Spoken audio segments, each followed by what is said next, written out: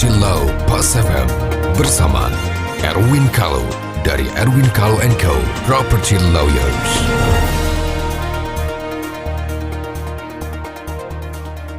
Mitra bisnis Pas FM. Saya Erwin Kalau, selamat berjumpa. Hari ini kita akan berbincang-bincang tentang property law.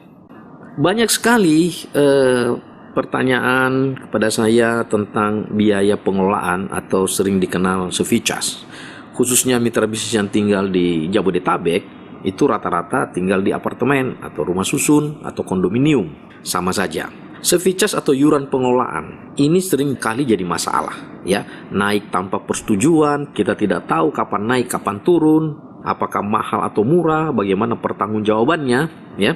Yang objektif dan benar itu begini. Biaya pengelolaan ini atau service charge itu dikelola oleh badan pengelola. Biasanya dikelola oleh perhimpunan pemilik dan penghuni, ya, yang kelola dan menunjuk badan pengelola untuk mengelola. Nah, service charge ini adalah uang bersama. Uang bersama yang akan dikelola untuk kepentingan bersama, yaitu apa? Untuk maintenance dan perbaikan-perbaikan, pelayanan-pelayanan untuk yang bersama. Contoh, kolam renang, listrik di lift, ya, termasuk gaji-gaji satpam, gaji-gaji BM, itu masuk ke namanya iuran pengelolaan. Karena mereka bekerja untuk kita semua, yaitu benda bersama, bagian bersama, dan tanah bersama. Nah, di dalam suatu apartemen atau rumah susun, itu ada dua kepemilikan. Ada kepemilikan bersama dan ada kepemilikan perseorangan. Kalau kepemilikan perseorangan, yaitu unit apartemennya, itu adalah kewajiban dan urusan kita sendiri-sendiri. Tetapi yang bersama itu seperti, ya, benda bersama, bagian bersama, dan tanah bersama. Contohnya seperti lobi, lift, ya, tangga darurat, ya, taman, kolam renang, itu semua adalah bagian bersama atau milik bersama. Konsekuensinya adalah kita dapat menikmati bersama-sama dan kita menanggung biayanya secara bersama-sama. Itulah yang namanya service charge.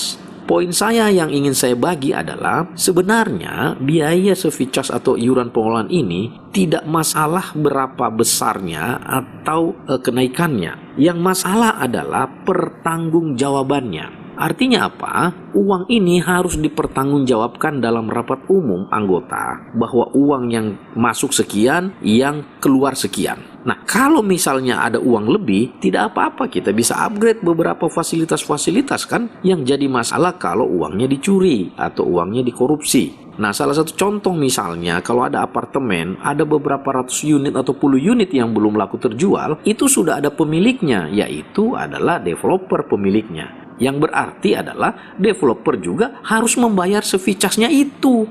Bukan kita yang tinggal saja yang membayar, tetapi semua unit harus membayar, termasuk yang belum laku harus bayar. Sehingga, ya, urgensi daripada service charge ini kan bagaimana memaintain up properti kita supaya value-nya kan tetap terjaga. Karena value dari suatu properti itu bukan hanya saja bangunannya, tapi pengelolaannya. Kalau bangunannya bagus, tapi kalau pengelolaannya jelek, pasti value properti kita akan jatuh. Jatuh akibatnya apa? Satu, kalau kita tinggali tidak nyaman, kalau kita sewakan juga akan susah, harganya juga akan drop.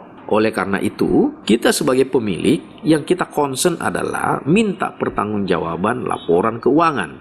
Nah, sebagai itikat baik, biasanya BM membuat newsletter yang memberikan laporan-laporan keuangan, begini uang masuk, begini uang keluar. Enggak apa-apa uang itu lebih. Kalau uang itu lebih kan bisa kita pakai untuk mengupgrade fasilitas kita, ya kan? Kalau misalnya uang itu kurang, lebih bahaya lagi. Kalau misalnya untuk perbaikan lift uangnya tidak ada, bagaimana? Oleh karena itu merupakan kewajiban kita bersama. Jangan terpengaruh dengan angka service charge-nya, jangan terpengaruh dengan penarikan-penarikannya. Tetapi konsentrasilah bahwa uang itu dikelola secara transparan dan benar, tidak dikorupsi oleh PPRS, tidak dikorupsi oleh building management. Ini yang perlu diwaspadai mitra bisnis Pas FM untuk hari ini. Sekian, moga-moga ada manfaatnya pembicaraan kita hari ini. Terima kasih. Nantikan Property Law Pas FM berikutnya. Bila Anda memiliki pertanyaan Property Law, email ke redaksi@pasfm.com. redaksi@pasfm.com